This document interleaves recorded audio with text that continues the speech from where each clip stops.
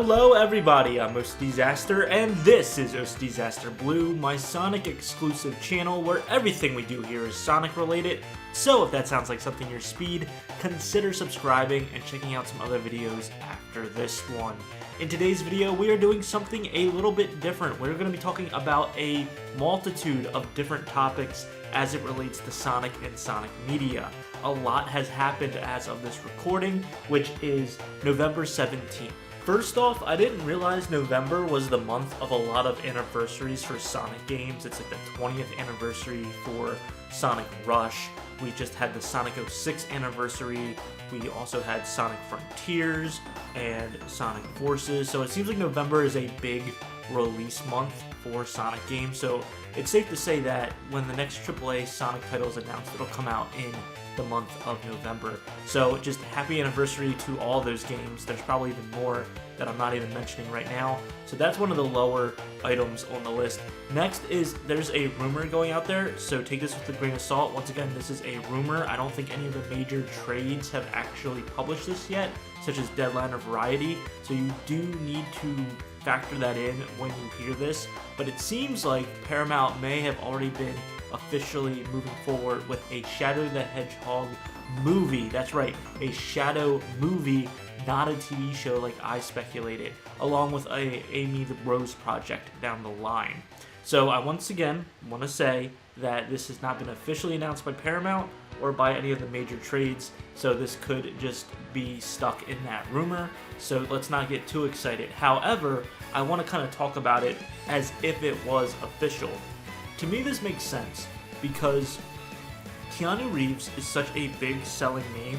A lot of people like to see him or hear him in this case, so putting him in a movie versus a TV show makes a lot of sense. Now, he's done other things than movies. He was in the Cyberpunk games and stuff like that, but it just, to me, makes sense that they would try to make this a movie, along with Shadow's popularity. He is the second most popular Sonic character, so it might as well take a shot at the box office with that. Now, what would the story be? I'm going to say that it would be a loose adaptation of Shadow the Hedgehog. Hear me out. At the end of Sonic 3, Shadow survives. Spoiler alert, sorry I didn't say that earlier, but if you haven't seen Sonic 3 yet, what are you doing? That movie's peak. Go see it. It's the same adaptation basically as Sonic Adventure 2. And so Shadow survives and he picks up his ring, but we don't really know where he's at. My prediction is that Shadow is actually not on Earth. And I know a lot of people might push back on this, but hear me out.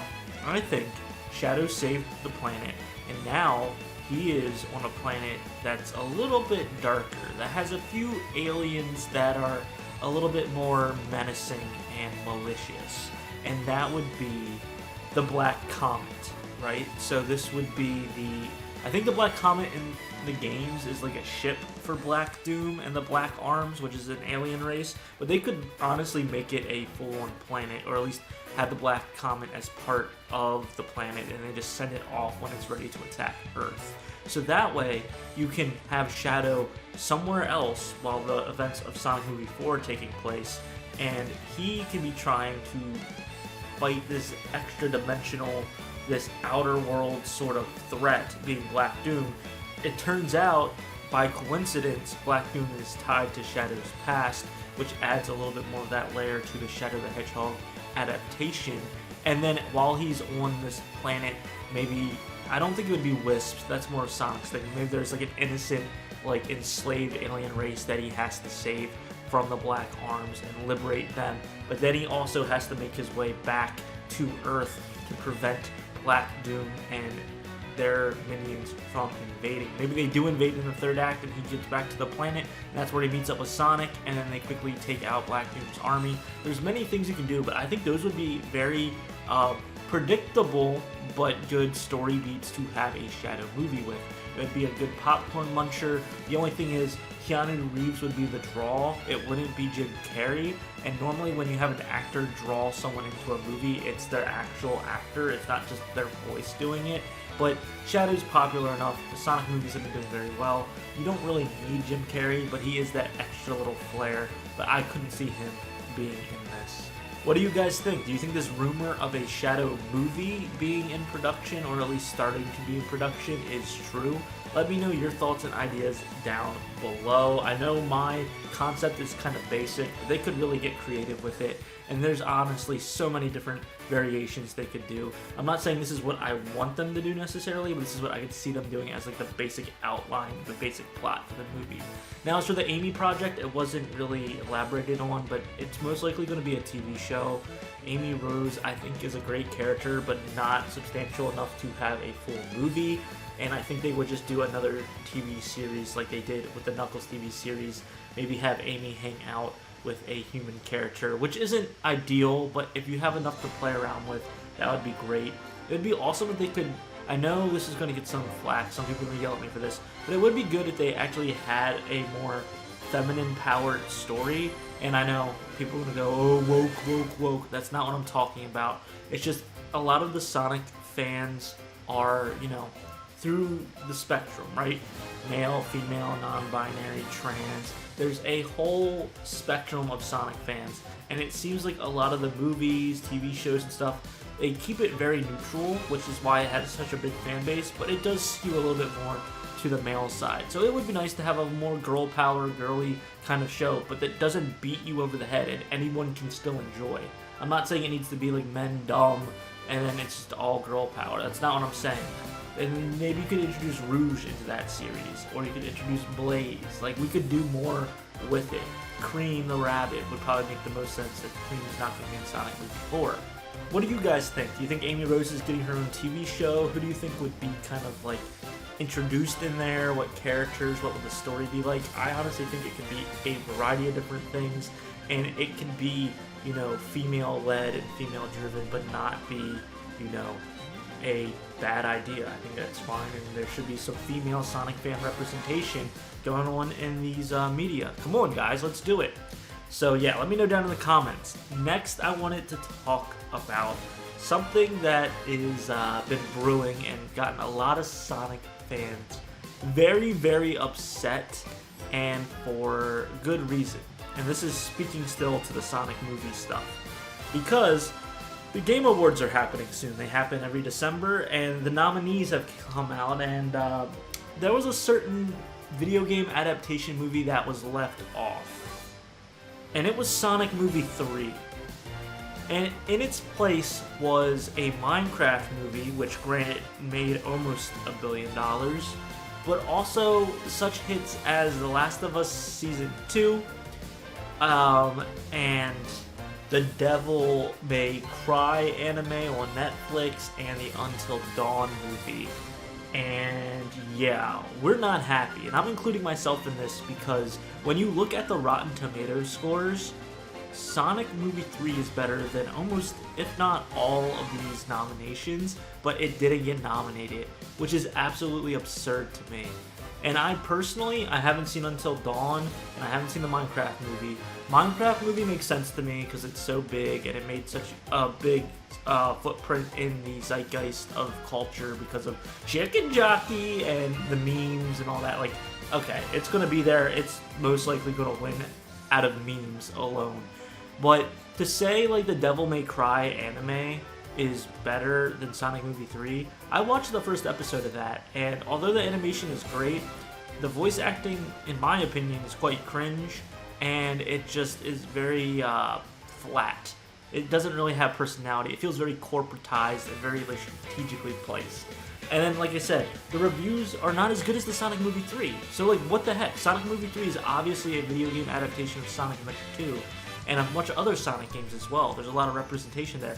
And the fact that it didn't even get a nomination is absolutely absurd. And I love seeing that everyone's commenting on Twitter and, like, retweeting, and it's great. Don't get me wrong, there is that side that's super toxic and taking this very seriously and probably sending Jeff Keighley a bunch of death threats and threatening everyone.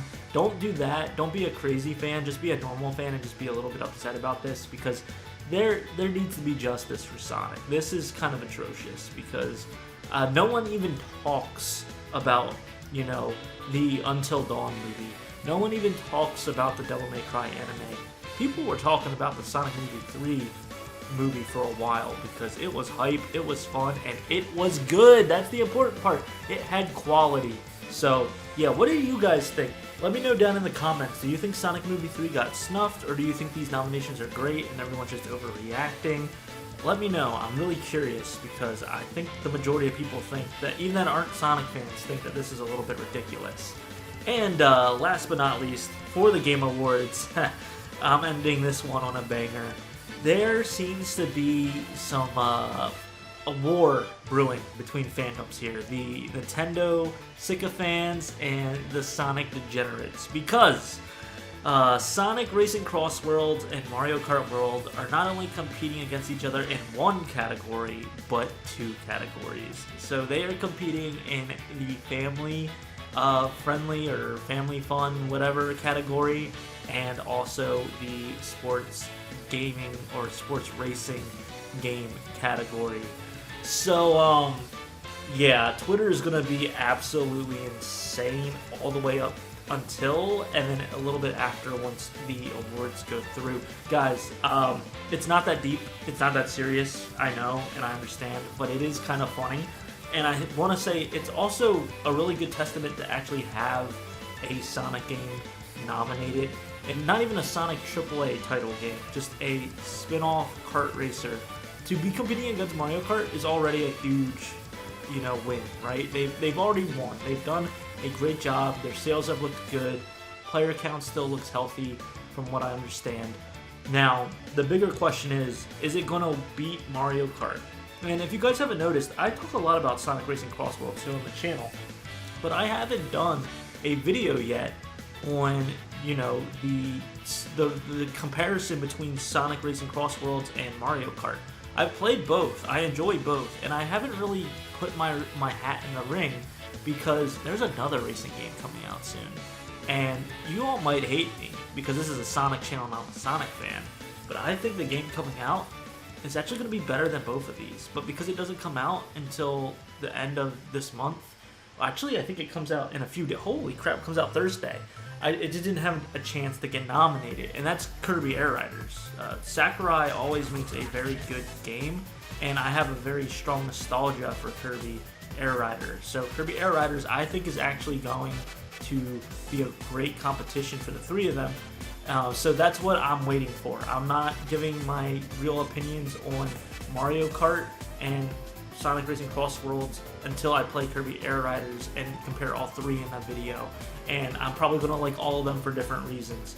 And that is why that hasn't happened yet. I don't know why I went on that tangent. I'm sorry. Let me go back. Do I think that Sonic Racing Cross Worlds has a chance to beat Mario Kart World? Yes, it just depends on what category. Because I don't think that Mario Kart World will win both categories, but I also don't think Sonic Racing Cross Worlds will win both categories.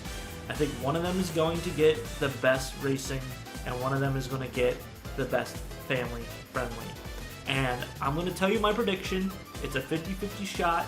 I could be completely wrong, and one blows the other one out of the way. If Sonic Racing Cross Worlds wins both categories, it's it. It's Jover for Mario fans. It's time for Nintendo to really wise up and start thinking about upping their content and upping their games, and they can't just be complicit with just the bare minimum, because that would be huge. I don't think it's going to happen. I wish it would happen because, everyone's very biased towards Nintendo for these award shows and stuff like that, but I digress.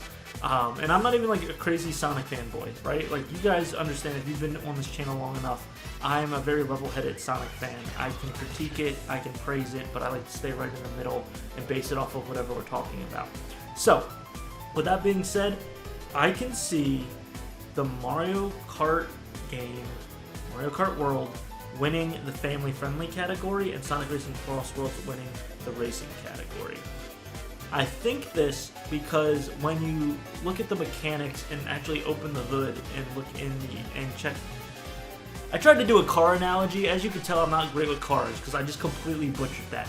Anyway, you look under the hood, and Sonic Racing is a lot more complicated than Mario Kart. There's a lot of more intricacies with the gadgets, the stats, and you don't necessarily need to be a rocket scientist to understand it, but it is a little bit more nuanced. And when you have split screen, you have to explain to all your friends that don't play it, that are playing with you, oh hey, like this gadget does this, you have to do this, that, and the other thing. Whereas Mario Kart, you just pick up and go. Yeah, there's stats and stuff, but it's not nearly as nuanced. Yeah, there's mechanics in the race where you can like wall jump and stuff like that, but you can still have a great time without doing those things. Sonic Racing Cross Worlds, especially if you're online, you're going to have to learn how to play the mechanics a little bit more. And there's even an esports with Sonic Racing Cross Worlds. I don't believe there's an esports with Mario Kart World. So I would not be surprised if Mario Kart World wins the family-friendly category, or the family fun, best family game, whatever it's called, and Sonic Racing Cross Worlds wins the best racing. I just see in the future that they would not want both games to win because they knew the backlash would be absolutely crazy. However, I can tell you right now, I will be very excited if Sonic Racing Cross Worlds wins both categories, or I'll be very, very upset if Mario Kart wins both categories. I would not be happy about that, because then that just teaches Nintendo that they don't have to do more. Because when it comes to content, I'll just give a little quick leak on my review between Sonic Racing and Mario Kart World. Cross Worlds has more content. There's more stuff to do. I have both games. I play them both a lot, but I play Cross Worlds more because there's more stuff to do. I don't know what else to do in Mario Kart. Like, sure, I didn't 100% it, but driving around the free roam is not that fun. It's not that great. It's kind of flat. And then I've already done all the Grand Prix, and I've done, you know, the, what's it called? Not the battles. The one that I really like. I like it more than the Grand Prix. I'm drawing a blank. See, I can't even remember what it's called right now. But yeah, I don't think it would be good optics for the Game Awards to give both to Mario Kart. And I think Sonic Racing Cross Worlds really does have a shot this year. If that, this might be it, you know? Like, I don't think Sonic racing games are really going to be better than this. I know that's like negative thinking, and I hope I'm wrong, but if they do a good job with this game, they could keep it running for a while. It could be a live service game. Live service in the sense that like it stays around for a while. They just keep adding passes, and they don't have to make another Cross Worlds. There doesn't need to be a Cross Worlds 2 or anything like that. But that's wishful thinking. I know that was long-winded. I went on a few tangents there, but you can tell I'm very curious about how this is going to go. Guys, when it comes down to it, the Game Awards are kind of a joke. A lot of it's sponsored. A lot of it is just run by internal organizations and internal people, and the nominations don't really do that much. But it is kind of fun to look at this and see that Mario and Sonic are literally head-to-head. This is good. This is what we want. We want competition to make each, you know, company and each developer try harder for the next games to beat each other. So hopefully that happens here. But I would love to know your guys' thoughts and opinions down below. What do you think about these nominations? Do you think that Sonic has a chance at winning one of these categories, or do you think Mario Kart World is going to sweep? And with that being said, that's going to wrap up all of the news that I have for today. Let me know down below if you guys enjoyed this style of content, a little off-the-cuff reporting. I don't plan to do this much, but if there's a lot of stuff coming out, I will report on it and let you guys know what's going down. Be sure to check out some other videos here on the channel, and if you haven't already, consider subscribing. It really helps me out. I'm OCDsaster, and I hope you have a super Sonic rest of your day. See ya!